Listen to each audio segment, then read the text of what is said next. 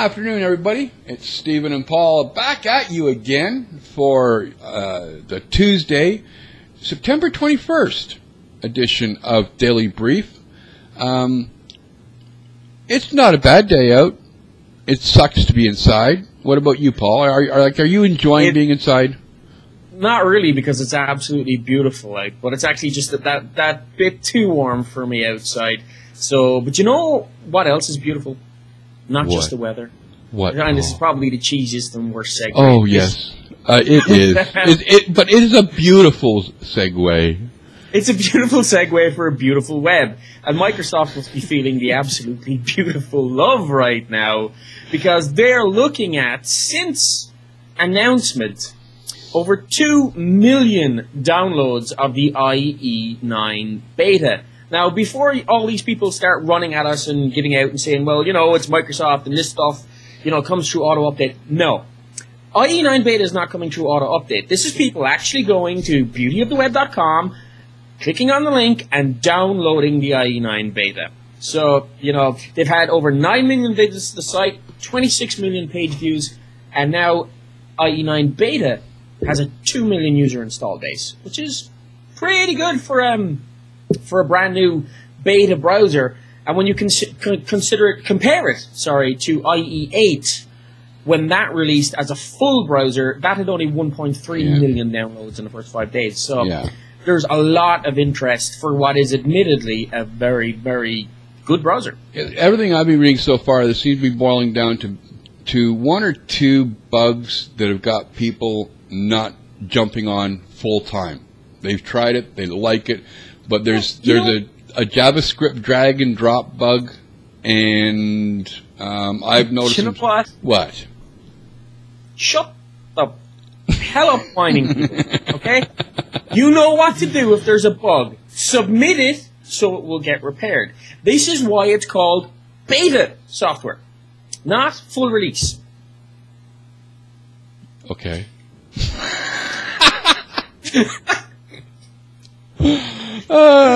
You expect bugs in beta software, otherwise it wouldn't be beta. Yes, it would. And Microsoft is not like Google. They don't release a product and keep it in beta for like 7 years. Yeah. You know, they actually have a product cycle. Although I really would like to see them take up the same kind of iteration cycle that Google has for Chrome, just slam us with updates, man. Just keep them coming. Keep them coming. From everything I've been reading, that's what you can expect. Yeah. Now, yes. What you can't expect is, or I should say, what people can expect is a lot of people outside the US are going to become part of the Zune marketplace. Yay! You're not whoopee. Happy. Okay, no. To be all serious and everything, this is great. Okay, the video part and the movie part, great. Word is we'll hear tomorrow. As a matter of fact, Netflix is coming to Canada. They got a big announcement planned tomorrow. But in regards to Zune, okay, guys. What the hell is wrong with us not getting music? Okay, come on, seriously. Well, okay. Before you continue your rant, let's clear this up a little for the viewers and the listeners, which is that Zune Pass is coming to the UK, France, Italy, and Spain, which means you get the music subscription service and the downloads, and it's €9.99 or $8.99 a month. Now, what you're not getting is the 10 free. Is the 10 free. Yes. Download. So these are going to be available on your Xbox Live, your Windows PC, and your Windows 7. Now, if you live in the UK, France, Italy, Spain, or Germany, you also get music purchase, which actually allows you buy music to download and install across your devices. If you're in UK, France, Germany, Canada, this is where you're actually included, Australia and New Zealand, you get the video purchase, and all those countries and a whole load more, including Netherlands, Switzerland, Mexico, Australia, New Zealand, Belgium, blah, blah, blah, blah, blah, are all getting the movie rentals. But you're not getting any music. Somebody at Microsoft care to explain why? I can tell you. I know it's the idiotic copyright laws between record companies, and as far as I'm concerned, it's all crap. But it strikes me as being so stupid. It's like, okay, England's got Spotify, America's going to get Spotify, but Canada isn't. U.S. gets Pandora, Canada doesn't. Well, you know what? What the hell?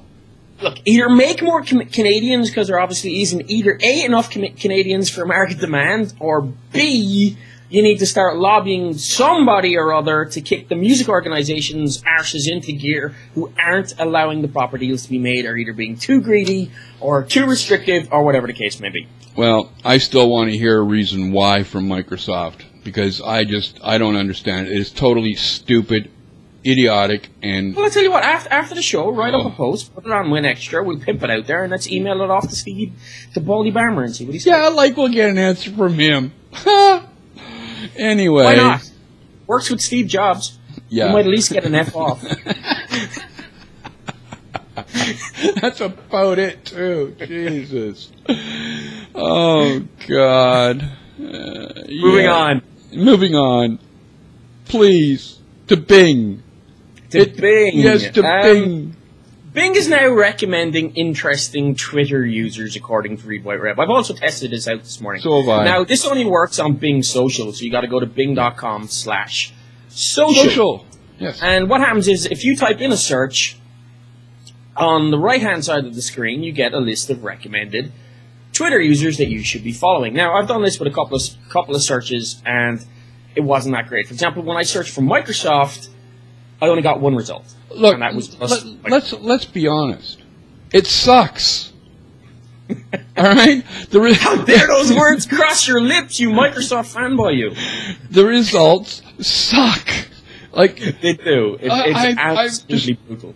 I tried a couple different searches, much like you did. I tried even a vanity one, blah, blah, blah, blah, and no. Well, I didn't try a vanity one. Hang on, let me try a vanity one. Oh, God. Let's see who's recommended for me. Yeah. Because I know I have one on Bing for my own name, which is handy enough. So who did it recommend when you search for me? There's nothing on Bing Social for me. Same here. I tried me, and I tried WinExtra.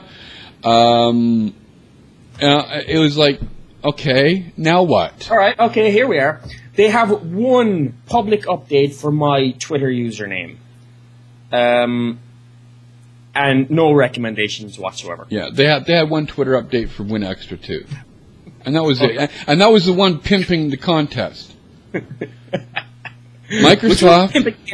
Yeah, like, come on, look, people, get a grip. If you're going to do it right. Jesus, jumping. Now, the one thing they are doing right is the whole idea of my phone. The site, basically what it is, it lets you control your mobile phone via your site or on live.com. Everything from mapping it where your phone is on the map, you can ring it remotely, you can lock it and display a message, or you can actually erase the contents of the phone. I love this. I love this, that this functionality is being included. Yeah. If you want this on the iPhone, it's costing you $99. Yeah. Okay? But this is apparently free for Windows Phone 7 users. I love the idea of locking it and displaying a message like, you stole my phone, you bastards. Give it back. Yeah. And, if they don't give it back soon enough, then hitting the erase button. Yeah. And we know where you are. I know where your house is made. Yes. How do you? I'm in the bedroom with your mom. Yes. No. Yes. And the police are coming to your door in about the next 5 minutes.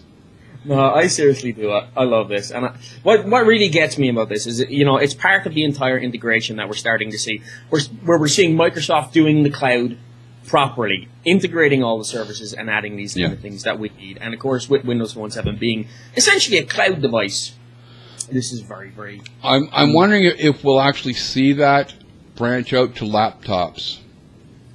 I would like to see that branch out to laptops, but, I'd have a few security concerns about that in terms of the laptop model. But that's probably best left for the weekend podcast, because That's quite accurate. Okay, you've got, I think, the first physical, what I would call entry-level phone. Yeah, WM Power User has a post where they've actually got the full specs for the HTC Mozart. Specs look interesting enough. There's a lot of discussion going on over there about what these specs mean. People complaining about the processor, even though there's absolutely nothing wrong with the processor because it clips along at a decent speed. One of the biggest complaints happens to be the fact that it's only got 8 gigs of storage. Drop along there, have a look at it. It's, you know, all the frequencies that have been released at GSM and the whole lot. It's very obvious that this actually is above the minimum specs that Microsoft has stated. But you know what? People still have no idea yet as to what the entry-level phones are going to be versus what the top-level phones are going to be. And that's that's going to be the fun part to see what the high end is. Yeah, and as far as I'm concerned, this will be an entry-level Windows 7 phone. And on that note, folks, it's the end of the show. We did it quickly. We did it painlessly. Well, for you anyway. For us, it was painful. But we will see you tomorrow for another episode of Daily Brief. Everyone, have a good day. Don't work too hard. We love ya. See ya. He loves you. Hey everybody, I'm Paul O'Flaherty from WinExtra.com, and if you're like me, then more than once you've been the victim of accidental data loss. Whether you were transferring pictures of your kids from your camera to your laptop, or you've been working on a document all night long for work, we've all accidentally hit that delete key and been unable to get back those precious memories and files that were lost. Well, thanks to Search and Recover from Iolo, you may be able to ensure that that never happens again. The next time you accidentally hit the delete key, Search and Recover will help you get those files back with ease. It doesn't matter where you deleted them from. Whether it was your laptop, memory card, USB stick, DVD, or email client, Search and Recover will help you get those files back in seconds. Search and Recover can even help you recover files from malfunctioning, damaged, formatted, or repartitioned drives and devices. So how can I get my hands on a copy, I hear you ask? The answer is simple. It's actually as simple as just following @Iolo_tech on Twitter. By following @Iolo_tech, you automatically enter yourself in a draw to win one of 5 licenses for Search and Recover worth $29.99 each. Winners will be announced on the show on Monday the 27th of September, so make sure you subscribe to WinExtra's YouTube channel to catch the announcement. And best of luck, folks.